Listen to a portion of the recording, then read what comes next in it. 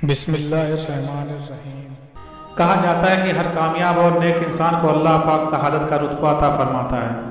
شہادت کی موت ہر کسی کے نصیب میں نہیں ہوتی۔ اللہ تعالیٰ نے شہادت کے مقام کو نبوت کے مقام کے تیسرے درجے پر رکھا ہے۔ قرآن پاک میں ارشاد ہے کہ جو لوگ اللہ کی راہ میں شہید کیے گئے ہیں ان کو مردہ نہ سمجھو، بلکہ وہ زندہ ہیں، وہ اپنے رب کے مقرر ہیں، خوش ہیں اور ہر چیز کھاتے پیتے ہیں جو اللہ تعالیٰ نے ان کو عطا فرمائی۔ جو لوگ ان کے پاس نہیں پہنچتے بلکہ ان سے پیچھے رہ گئے ہیں وہ اس حالت میں بھی خوش ہوتے ہیں۔ ان پر کسی قسم کا خوف نہیں ہوتا۔ وہ ہر وقت اللہ کی نعمتوں سے لطف اندوز ہوتے رہتے ہیں۔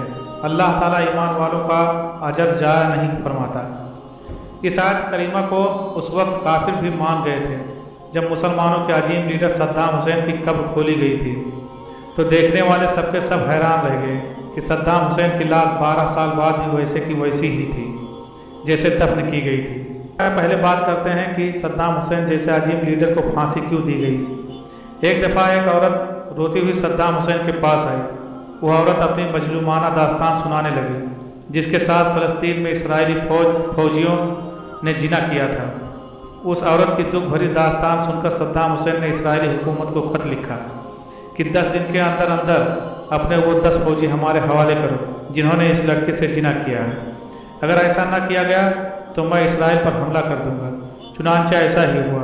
اس کے بعد صدام حسین نے اسرائیلی قوم پر حملہ کرنے کا حکم دے دیا۔ پھر صدام حسین کے حکم سے اسرائیل کے دارالحکومت پر 40 میزائل داغے گئے جن سے اسرائیل کے ہوش اڑ گئے۔ صدام حسین اپنے مرضی کے مطابق فیصلہ کرنے والے تھے۔ صدام حسین اس وقت اتنے طاقتور تھے کہ کسی اور ملک کی ہمت نہ ہوئی کہ صدام حسین کو غلط کہہ سکے یا یہ پوچھے کہ انہوں نے یہ میزائل کیوں مارے ہیں۔ ان 40 میزائلوں نے اسرائیلی دارالحکومت کو ہلا کر رکھ دیا۔ ان دھماکوں میں بہت سے یہودی مارے گئے۔ اسرائیل کی بلڈنگ تباہ و برباد ہو گئی تھی۔ صدام حسین نے یہ 40 کے 40 میزائل ایک کے بعد دیگرے چھوڑے تھے۔ جب ایک میزائل سے مرنے والے یہودی کی لاشوں کو دوسرے یہودی اٹھا رہے ہوتے تھے تو ایک میزائل اور چھوڑا جاتا تھا جس سے وہ یہودی بھی مارے جاتے تھے، لیکن خدا کی کچھ اور ہی مرضی تھی۔ وہاں سے کافی یہودی بچ نکلے۔ آج بھی یہودی صدام حسین کے نام سے خوف کھاتے ہیں۔ وہ صدام حسین کو ہٹلر ثانی کا نام دیتے ہیں۔ اب سب ملکوں کے دلوں میں یہ خوف بیٹھ گیا تھا کہ ہم نے عراق کو چھیڑنے کی کوشش کی تو وہ ہماری نسلیں تباہ برباد کر کے رکھ دے گا۔ اب یہ سارے ملک اندر ہی اندر سازشیں کرنے لگ گئے۔ امریکہ نے اپنی حفاظت کے سلسلے میں یہ سوچنا شروع کر دیا کہ کس طرح صدام حسین کو توڑا جائے۔ امریکہ ہر صورت عراق پر حملہ کرنا چاہتا تھا اور اس حملے کو درست ثابت کرنے کے لیے ایک بہت ہی بڑا کھیل کھیلا گیا۔ امریکی حکومت اور ان کے اتحادیوں نے صدام حسین پر بچوں کے ہسپتال پر حملہ کرنے کا الزام لگا دیا، جس کو ثابت کرنے کے لیے امریکہ کے صحافیوں کو بڑے بڑے ڈالر کھلائے گئے۔ دن رات سوشل میڈیا پر یہ خبریں چلائی گئیں۔ جب امریکہ اس سازش میں کامیاب ہو گیا، اس بات کو اور بچوں کے ہسپتال کو جواز بنا کر امریکہ نے عراق پر حملہ کرنے کا فیصلہ کر دیا۔ امریکی فوجیوں اور ان کے اتحادیوں کو اس بات کا علم تھا کہ عراق کے پاس وسیع پیمانے پر تباہی مچانے والے ہتھیار ہیں۔ عراق کے پاس ایسے ہتھیار ہیں جو دنیا کو تباہ و برباد کر سکتے ہیں۔ اس کے ساتھ ساتھ عراق پر چوری ہتھیار بنانے کا بھی الزام تھا۔ فروری 2003 میں امریکہ اور اس کے اتحادیوں نے عراق پر دوسرا حملہ کر کے عراق پر قبضہ کر لیا، لیکن اب اپنے کسی بھی الزامات کو ثابت کرنے میں ناکام رہے۔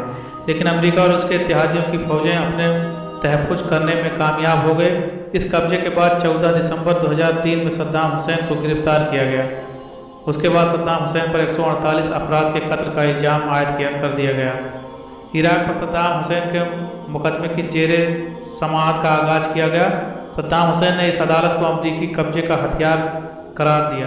اس عدالت کے جج نے جب امریکی صدر کی مرضی کے مطابق فیصلہ دینے سے انکار کیا تو اس جج کو ملزم سے ہمدردی رکھنے کے جرم میں ہٹا دیا گیا۔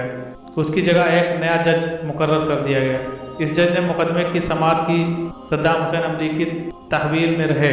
مقدمات کے درمیان صدام حسین کے 3 وکیلوں پر بھی حملہ کر کے ان کو بھی قتل کر دیا گیا، جس پر صدام حسین نے بھوک ہڑتال کی، جس کے باوجود بھی صدام حسین کو آزاد ٹرائل کا حق نہیں دیا گیا۔ عدالت یعنی امریکہ کے تعینات کیے گئے جج نے صدام حسین کو پھانسی کی سزا دے دی۔ صدام حسین کو یہ سنائی جانے والی سزا بین الاقوامی سطح پر تنقید کا نشانہ بنی، لیکن امریکہ کے سامنے کسی کی نہ چل سکی، کیونکہ یہ دور وہ تھا کہ جس کی لاٹھی اس کی بھینس۔ صدام حسین نے اپنی قید کے دن کیسے گزارے اور اس کے بارے میں امریکی فوجی کا کہنا تھا کہ صدام حسین بہت ہی کم شکار کرتے تھے۔ کمرے کے باہر ایک کیاری تھی، اس کیاری میں لگے پھولوں کو وہ ہر روز پانی دیتے تھے۔ صدام حسین انتہائی بے خوف آدمی تھے، وہ موت کا خوف نہیں رکھتے تھے۔ صدام حسین نے اپنی حیاتی میں جو کچھ بھی کیا وہ سب اپنی عوام کی بھلائی کے لیے ہی کیا۔ اس سنائی گئی سزا پر بھی خلاف ورزی کی گئی۔ صدام حسین سوئے ہوئے تھے تو ان کو اٹھا کر یہ کہا گیا کہ تمہاری سزا پر عمل درآمد ہونے والا ہے۔ یہ بات سن کر بھی صدام حسین کے دل میں کوئی خوف نہ آیا۔ انہوں نے اپنے آخری سفر کی تیاری کی۔ صدام حسین نے غسل کیا، اللہ کی عبادت میں مشغول ہو گئے، شکرانے کے نفل ادا کیے، پھر ناشتہ کیا اور اپنے عزیز و اقارب کو خطوط لکھے۔ اپنے سارے کام کرنے کے بعد صدام حسین خود چل کر پھانسی کی جگہ پہنچ گئے، پھر ان کو پھانسی دے دی گئی۔ صدام حسین کو مرنے کے لیے ان کے آبائی گاؤں الحجہ میں دفنا دیا گیا، لیکن اس وقت کے امریکی صدر بش نے ذاتی طور پر صدام حسین کی لاش کو امریکی جہاز میں بغداد میں منتقل کرنے کا حکم جاری کیا۔